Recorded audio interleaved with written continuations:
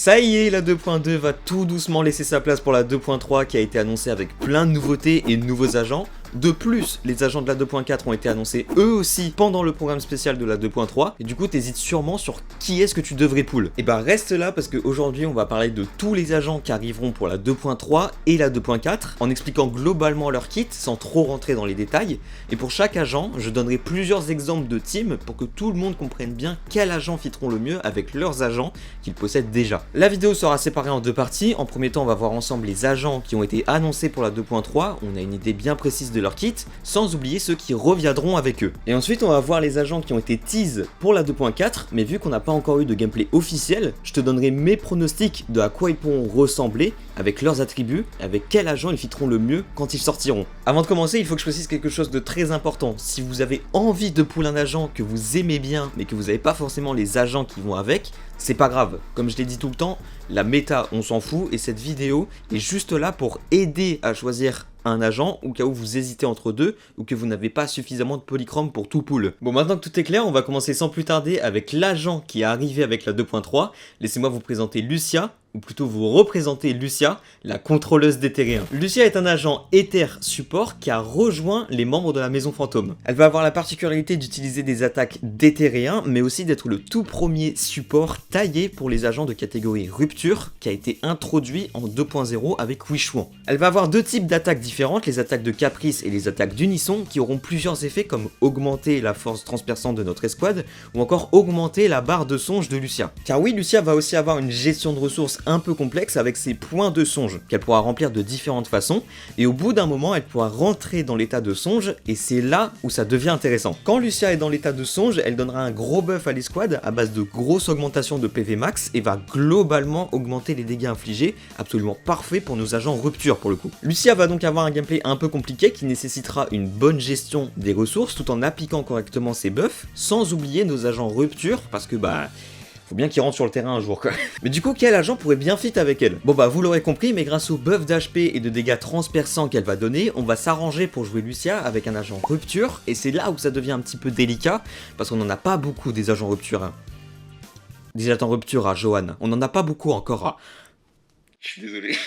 Donc évidemment Yichwan sera le carry avec Lucia, là il n'y a pas trop de doute, mais du coup si vous ne l'avez pas, vous devrez peut-être pull Lucia en attendant les prochains agents rupture. Par exemple Yidari, on va parler d'elle juste après d'ailleurs, mais elle risque d'être un très bon agent avec Lucia. Sinon faut pas oublier Manato qui débarquera en même temps avec Lucia, qu'on pourra récupérer gratuitement grâce à un événement, qui sera lui aussi un agent de type rupture. Ok, mais pour le troisième agent alors? La boule au ventre, hein, à chaque fois que je fais ce personnage de con, c'est horrible, ça me ronge de l'intérieur. Et pour le troisième agent, ça dépendra pas forcément de Lucia, mais de votre agent rupture, et là, on a le choix. Astra, Jufufu, Lighter, Trigger, Pulcra et plein d'autres, pour le coup, vous en faites pas trop. Il y a beaucoup d'agents qui filtreront avec ces teams. Mais du coup, est-ce que je devrais pull Lucia? Selon moi, Lucia risque d'être un excellent investissement sur l'avenir, étant donné que c'est le tout premier support qui fitera à ce point avec les agents rupture.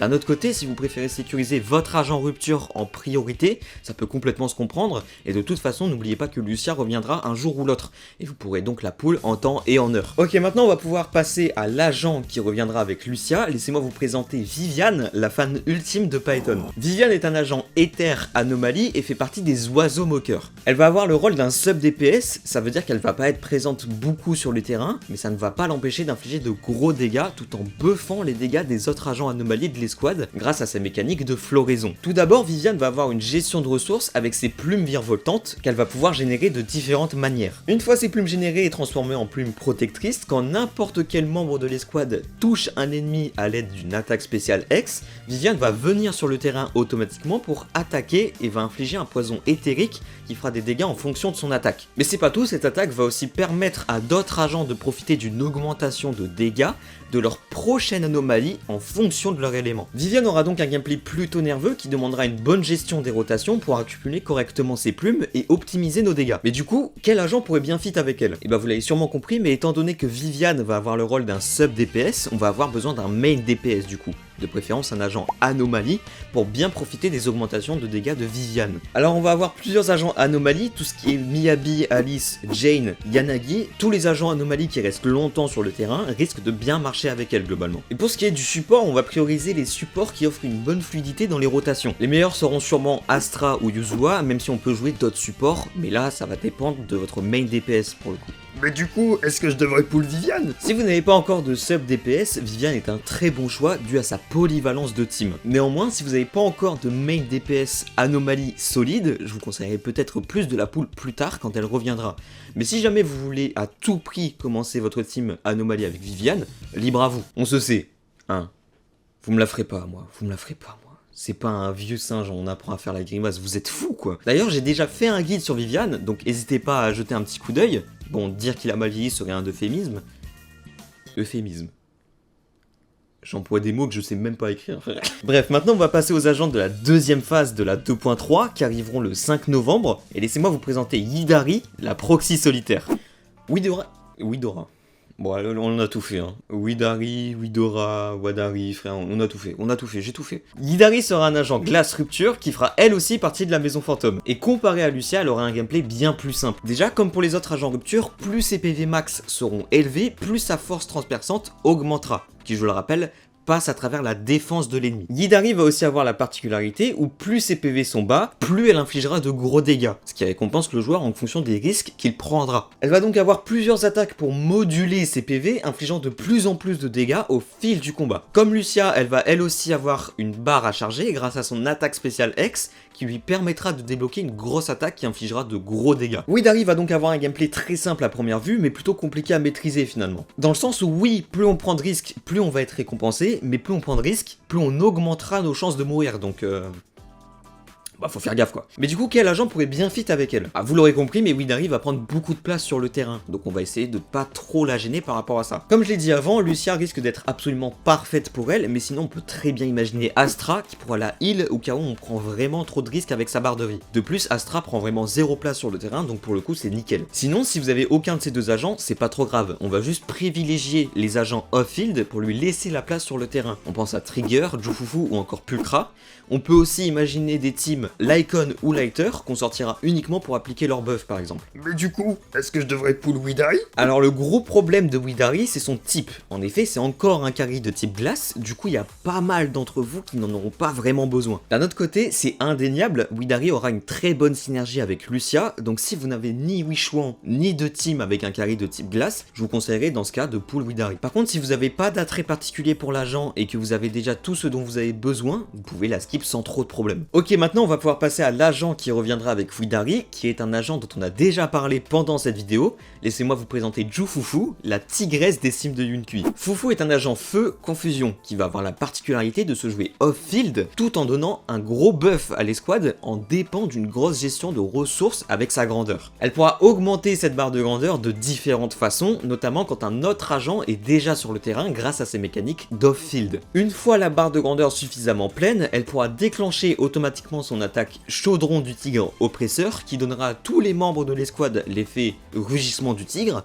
qui augmentera les dégâts critiques en fonction de l'attaque de Fufu. Elle va aussi augmenter les dégâts des ultimes et des enchaînements. De plus, les décibels max de l'escouade est décapé à 4000 grâce à son second passif. En gros, elle fait tout le café qui existe. Mais du coup, quel agent pourrait bien fit avec elle? Et bah évidemment, Wichouan sera un très bon agent avec Jufufu. Mais globalement, Fufu fitera très bien dans les teams où on a besoin d'un stunner, de préférence avec un bon buff, sans prendre trop de place sur le terrain.